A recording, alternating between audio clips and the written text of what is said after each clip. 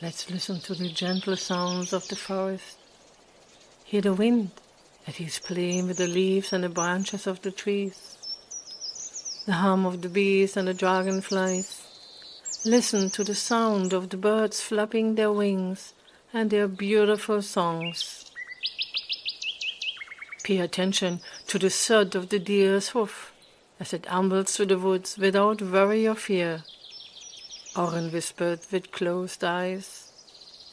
The friends followed her example and sat perfectly still, silent and focused, listening to the beautiful songs of nature.